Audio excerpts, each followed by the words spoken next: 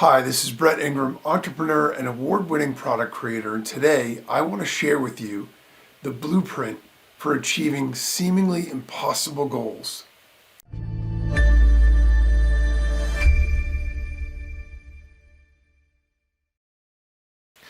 Okay, full disclosure, I'm not even really a hockey fan. It's not my favorite sport. I don't dislike it. I just don't really follow it that closely. And in fact, I was too little to remember the 1980s, or at least the early 1980, and the Winter Olympics. But the story of the U.S. Olympic hockey team always captivated me, and I found it absolutely fascinating. In particular, how they achieved the seemingly impossible that year. And if you've ever seen the movie Miracle, it captures the exact set of events literally perfectly. It's a brilliant movie that is so inspiring, and it's so captivating because it shows everything that this team went through and all the pieces that came together for them to be able to pull off the near seemingly impossible. So if you don't know the story, in 1980, basically the United States and the Soviet Union were in the middle of the Cold War, so it was sort of very adversarial. And there was a lot of distrust, there was a lot of dislike between the two countries. And so in the 1980 Winter Olympics, when things were, starting to come together, basically one of the big Winter Olympic events is ice hockey. And the Russian team, the Soviet Union team in ice hockey at the time, was basically the best in the world, and it was pretty much undisputed. They were an absolute juggernaut. I don't think they lost a game in several years, and they all had essentially what we would consider professional players, because their players were paid to train and paid to play all year round, whereas for the United States, we were using amateur athletes. So we were using collegiate level players and players that didn't sign pro contracts yet. And so they also had to go to college and do all these other things and balance their lives and all of that. And so the odds seemed absolutely impossible. In fact, the Russians played the NHL All-Stars. The NHL is the professional hockey league, and beat them easily.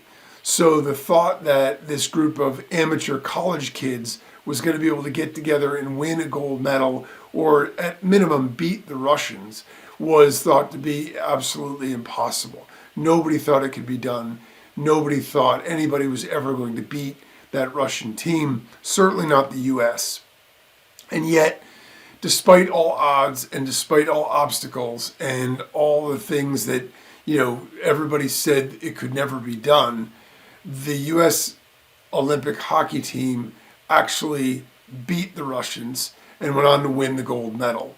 So the real question is, while it's amazing and it's absolutely something to be celebrated and studied, the question is how?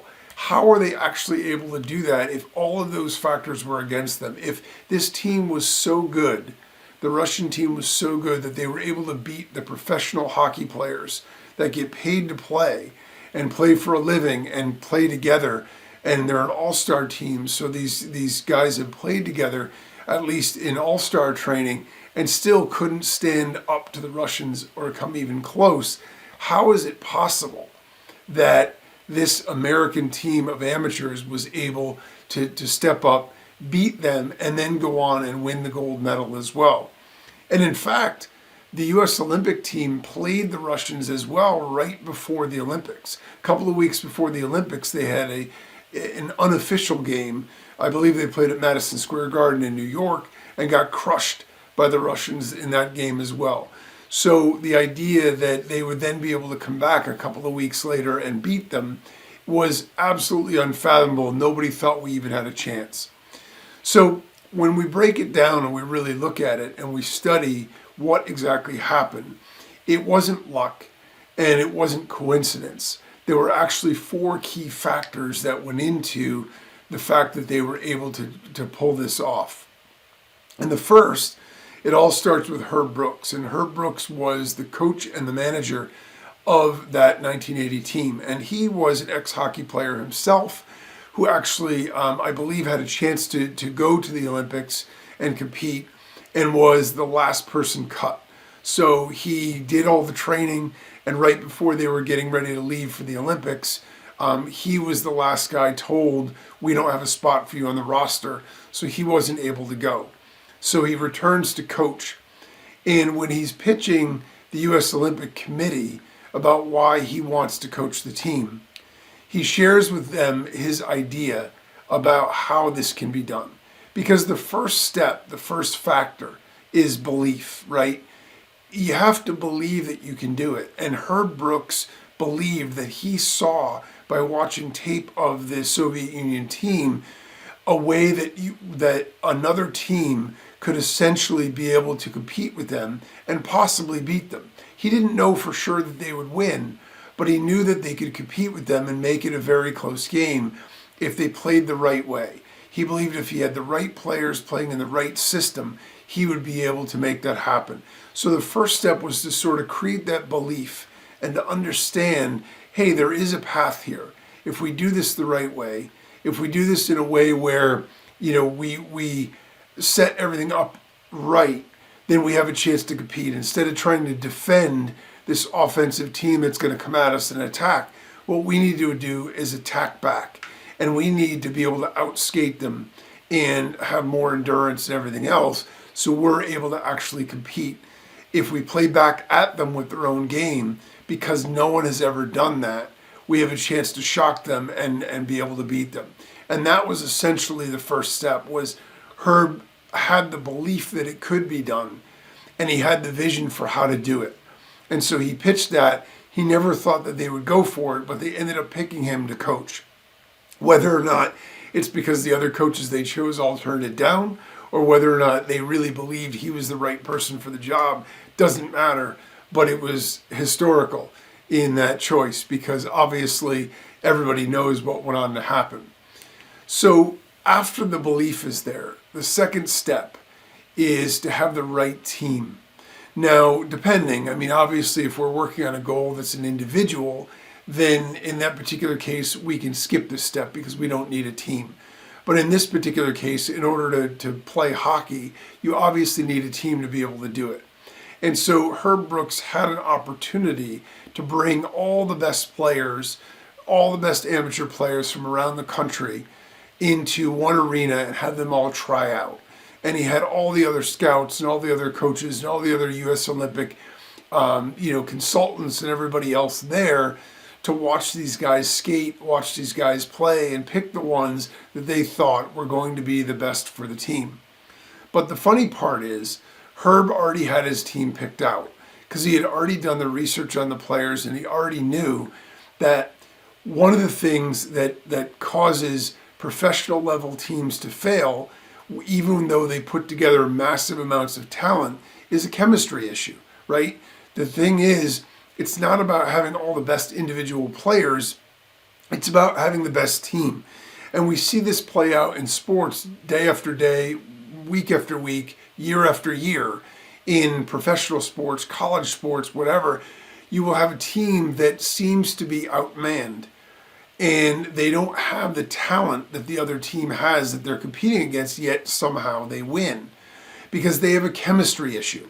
I'm a big Red Sox fan, and one of the old sort of jokes that they always used to have is, if say there's whatever it is number of players on the team, when they got off the plane, it was 29 players, 29 cabs, right?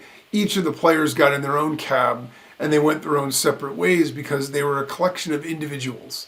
And so they were never able to win. They for 86 years, they went without winning a World Series.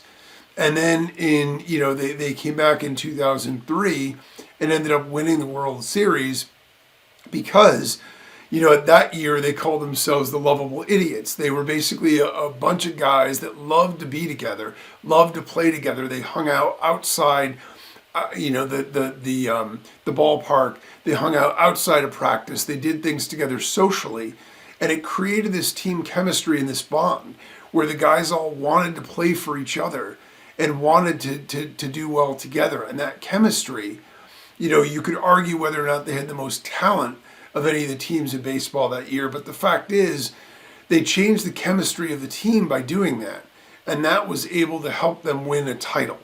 And so Herb Brooks understood that it wasn't the best players that he was looking for, it was the right ones. And so there's an awesome scene in the movie, and I don't know if it played out like this in real life, but basically on the first day of having all of these guys collected in the ice rink, everyone's making their notes about what players they think should make the team.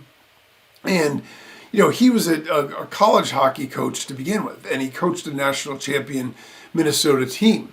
So you would think that the players that played for him, he'd have this soft spot for, he'd want them all on the team. But the fact is, he knew the players that he wanted. And so he put together a list and he hands it to them and he says, "This is my team." And they look at the list and they say, "Well, wait a minute. A lot of the best players aren't even on this list." And he says to them, "I'm not looking for the best players. I'm looking for the right ones." He knew that in order to compete, because he had that belief, because he had that vision up front, he knew that in order to compete, he was going to need to put these guys together, have them be able to play together and become a team. But more than that, he was going to need to be able to push them to beyond where they thought they could ever go. And if you have individual guys with egos that think they're great and they don't need to be coached, and those guys are not going to buy into a system like that. And if they don't, then they aren't going to be team players and you aren't going to beat them. As he says to his team at one point, "You think you're going to beat this team on talent? You don't have enough talent." He knew that they weren't going to match up player for player against the Soviet team and beat them. He knew that the only way they were going to beat them was to play as a team and do it the right way. So it was a brilliant strategy. We've seen this play out in sports, and people have modeled this success and used it. But the fact is, that was part of the brilliance, was to assemble the right team and get that together so he'd be able to build them into a team that would play. It wasn't about having the best players, it was about having the right ones. So if we need to do that in our own situation to reach our goal, we also want to make sure that we don't get caught up in the glitz and the glamour of somebody, but rather whether or not they're the right fit for the team, and whether or not they are going to help bring it all together. Once we have those two pieces in place, the next thing is, and there's no escaping this one, is the training, is the prep, is the work, right? So we're going to need to do the work in order to achieve anything that seems impossible, that seems unattainable. It's not going to be done just by hoping that it will happen or by giving it a shot. We've got to put in the work. We've got to be willing to sacrifice and put in all the things that are required so we can reach that goal. And we need to not take no for an answer. So Herb Brooks with the Olympic team, he pushed them, he worked them so hard that the other people around him thought, he was risking their health. It was dangerous. But he had done it to such an extent that he knew how far he could push them and pull back right at the right moment so he wouldn't, make it detrimental, but at the same time, make sure that they were going to have the conditioning, make sure that they were going to have the foundation they were going to need. There's a famous line in the movie, and he says, "The legs feed the wolf." Basically, the better conditioned you are, the more effective you're going to be able to be, because you're going to need to be able to skate, and you're going to need to be able to skate the whole time. He never expected to run the Soviet team off the ice. He knew it was going to be a close game either way. And what he thought is, if it comes down to the end, if we are better conditioned than this other team, we have a chance to outplay them. We have a chance to be better at the end and come out with the win. Whereas if we've given it all we've got to get through 3/4 of the game, and then they're better conditioned, they're going to end up outlasting us and beating us. And so he understood that that was going to be really important. And he says at one point to the team, we may not be the best team, but we will be the best conditioned team. So again, he understands that, and he gets them to buy in and believe it also, that it's super important to have that conditioning, to put in that work, put in that effort. And, he also says at the very beginning when he's picked the team, see all those guys that are leaving that didn't get picked, they're getting off easy. Because if you come in here and you give me 99% of what you're capable of, you're going to make my job really easy because I got to cut 6 more players. I'm going to need 110%, not 99. And so he sets that expectation right up front. And then he goes out there and he conditions them and gets them to a point where they're in the best shape of their lives and pushes them beyond what they thought was possible. So they start to believe as well in terms of what they're going to be capable of. And then the fourth piece, and this is really important, is to break it into manageable chunks. So that way we're not focused on the big picture and thinking there's no way we could ever do this. Instead, we're focusing on one manageable chunk at a time. I had the very fortunate experience of getting to hear Jimmy Craig, who was the goalie from that 1980 Olympic team, speak. And I was at an event and he got up on stage and spoke about that 1980s win. And, people marveled at the fact that he could be in goal and hold the Soviets to only a few goals when this was this offensive juggernaut of a team that crushed us a couple of weeks earlier and crushed the NHL All-Stars. And so as the years went on, every time that he's spoken or every time somebody's asked him about it, they always wanted to know, how did you do it? How could you have held them down so much? Because there's a lot of other players on the ice and they had to score goals and do that. So there's no question it was a team victory. But as a goalkeeper, as a goaltender in hockey, you're sort of on your own island because at the end of the day, when the puck comes to you, you have to stop it. And you have to stop it from the best players in the world. And he was able to do that enough times that we could win the gold medal. We could beat them and go on to win the gold medal. And he said, what I did was I understood that each of the 3 periods were 20 minutes long. The idea of thinking about stopping the Soviets for 60 minutes was so unfathomably ridiculous that I just couldn't do that. What I did was I broke it into 4-minute segments. And I said, all I need to do is play this 4 minutes perfectly and not allow any goals. And if I can do that, then that is my goal. And I focused on 4 minutes at a time. And when 4 minutes passed, then I said, for this 4 minutes, I just need to hold them off the scoreboard for these 4 minutes.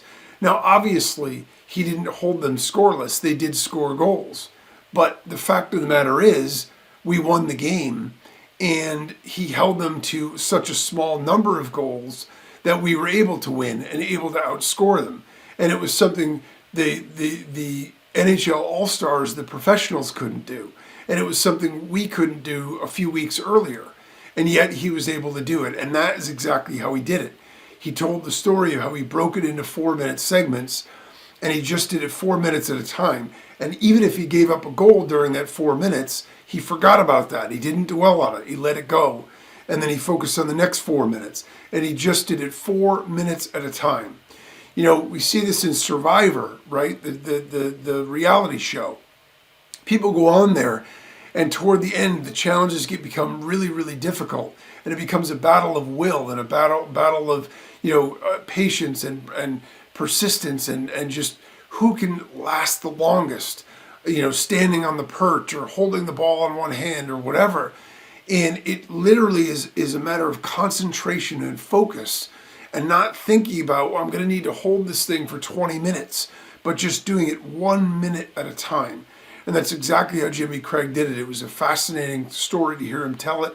I'm super, proud and privileged that I got an opportunity to hear him tell it. And what an awesome story! What an, just an amazing achievement. And that is how the 1980 U.S. Olympic hockey team beat the Soviets, the best team in the world, and went on to win the gold medal a few days later. So the takeaway here is, as human beings, we're capable of doing tremendous things. Yet sometimes we get worn down by life, or we get complacent, and we become like the elephant in captivity on a thin rope. The elephant could snap the rope in one tug and escape, but because when they were young, they weren't strong enough to do it, they mistakenly believe and get conditioned that that rope is holding them and that they can never break free. If we believe we can achieve any goal that we set, we assemble the right team if we need one, we put in the work, and we break it into smaller chunks, then we can do things once thought impossible. Like the 1980 U.S. Olympic hockey team, we can create our own miracles.